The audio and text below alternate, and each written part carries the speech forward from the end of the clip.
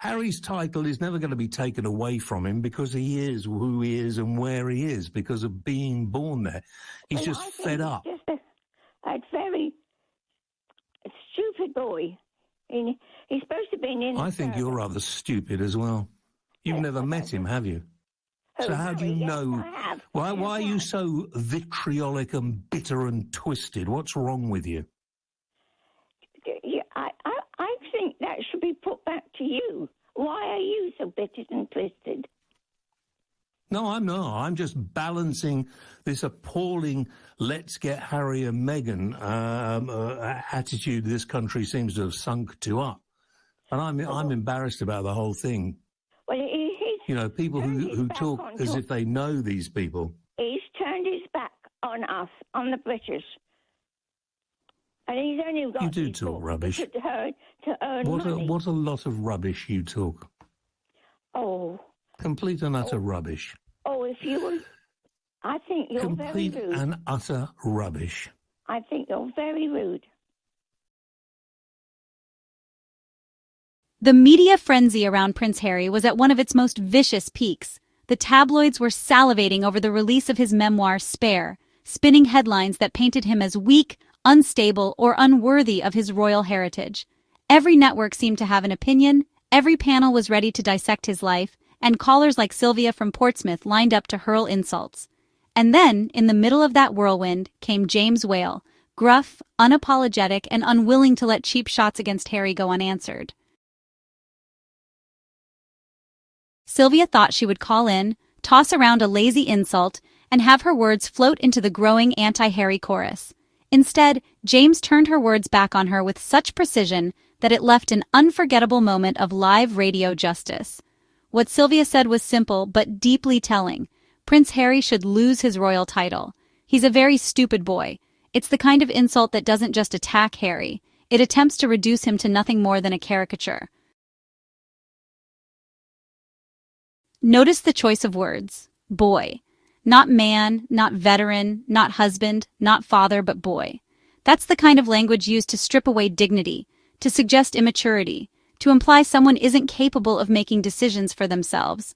And calling him stupid was meant to seal the humiliation. Yet what people like Sylvia never account for is that Prince Harry's so-called stupidity is actually his refusal to bow to the toxic machine of the monarchy and the British press. To them, rejecting that system is incomprehensible. To them, anyone who dares walk away from privilege must be foolish. But James Whale wasn't having it. He immediately clapped back, "I think you're rather stupid as well." And just like that, the energy shifted. It wasn't Harry who looked diminished, it was Sylvia. James Whale's response wasn't just a quick retort, it was a reminder of how exhausting the hypocrisy had become. Here was a caller, sitting comfortably at home, speaking on a live show about a man who had served 2 tours in Afghanistan, flown helicopters in combat zones, and faced life-and-death situations most people could never comprehend. A man who had carried the trauma of losing his mother in front of the entire world and still had the courage to sit down years later and unpack that trauma honestly for millions to hear. To reduce Harry to a stupid boy wasn't just inaccurate, it was willfully cruel. James called it out for what it was, and in doing so, exposed the shallow arguments of so many Meghan and Harry critics. They rarely present facts, they rarely analyze context. Instead, they lean on name-calling, sneering, and cheap shots. And James, with one sentence, showed how flimsy those attacks really are.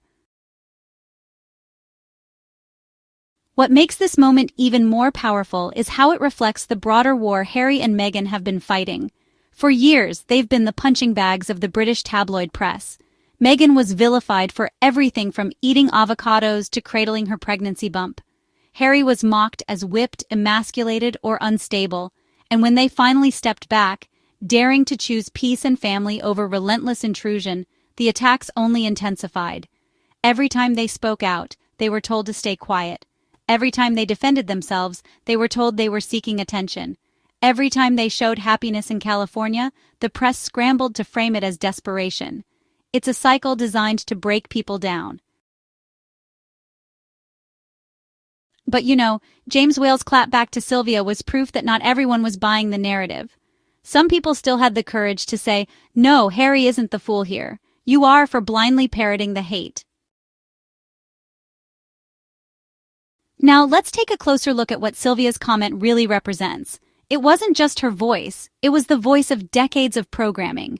Britain's tabloid ecosystem has trained its readers to react to Harry and Meghan with hostility. They've been fed stories of betrayal, told that Harry abandoned his duty, told that Meghan manipulated him. People like Sylvia regurgitate these talking points without realizing how little sense they make. Why is it betrayal to prioritize your own mental health? Why is it manipulation when a man chooses his wife and children over the suffocating traditions of an institution that has never prioritized him? The truth is, Sylvia wasn't calling in with an independent opinion. She was repeating the script she's been handed by the press. James Whale, whether he realized it or not, was cutting through that noise. By calling her stupid, he was also calling out the shallow media cycle that had conditioned her words. And let's not forget, Harry is anything but stupid. This is a man who recognized that the monarchy's relationship with the press was toxic, who saw the same machine that hounded his mother to death beginning to circle his wife and children. He did what many royals didn't have the courage to do. He broke away. That's not stupidity. That's foresight, intelligence, and bravery. It takes intelligence to realize that the trappings of wealth and privilege mean nothing if your sanity and safety are on the line. It takes intelligence to build a new life across the world, launch successful projects with Netflix, Spotify, and Archewell, and continue to fight for causes like mental health and veterans' welfare. People may disagree with Harry, but to call him stupid is to ignore reality. James Whale's refusal to let that insult slide was a moment of truth-telling that cut through the noise. This story also speaks to how Meghan Sussex has been treated. Because let's be real, when people call Harry stupid, what they're really saying is that he's too foolish to think for himself, and therefore Meghan must be the one pulling the strings. It's the tired, sexist, racist trope that Meghan is manipulative, cunning, and controlling, while Harry is too dim to resist. It's insulting to both of them. It erases Harry's agency as a grown man and military veteran, and it demonizes Meghan simply for being a strong woman. That's why James Whale's moment mattered. It wasn't just about Harry, it was about pushing back on a narrative that reduces their marriage to a joke.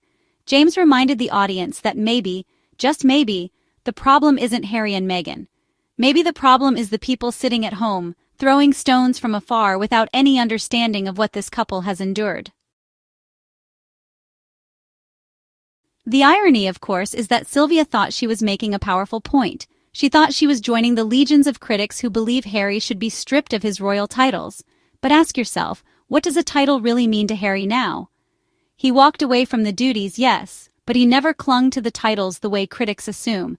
He said repeatedly that his identity is not defined by what's on paper, but by the life he builds with Meghan and their children. The obsession with stripping titles says more about the monarchy's defenders than it does about Harry. They cling to titles as symbols of power because, without them, the institution looks increasingly irrelevant. Harry, by contrast, shows that a man can thrive without leaning on that system. So when Sylvia argued he should lose his title, she missed the point entirely. Harry already lives as if he doesn't need it. That's not stupidity. That's liberation. In the end, the Talk TV clip remains a small but significant moment. It showed what happens when critics are confronted head-on. For too long, people like Sylvia have been allowed to call in, spew insults, and face no resistance. For too long, the airwaves have been filled with Meghan-hating, Harry-bashing rhetoric passed off as casual opinion. But James Whale's sharp rebuke broke that pattern, if only briefly. It forced people to consider that maybe the real stupidity lies in parroting tabloid talking points without critical thought, and it gave Harry's supporters a rare moment of satisfaction. Proof that not everyone was willing to let the insults stand unchallenged. And here's the bigger lesson. Defending Harry and Meghan doesn't always require a long speech. Sometimes all it takes is one blunt, unapologetic truth. James Whale delivered it in 7 words. I think you're rather stupid as well. That line, in its simplicity, carried the weight of years of frustration. It captured what millions of people who support Harry and Meghan have felt, but often haven't had the platform to say. It was raw, unfiltered, and absolutely necessary. Sylvia expected to walk away from that call with her views validated. Instead, she walked away exposed. And Harry, even from across the Atlantic, stood taller in that moment, defended not just by James Whale, but by the truth itself.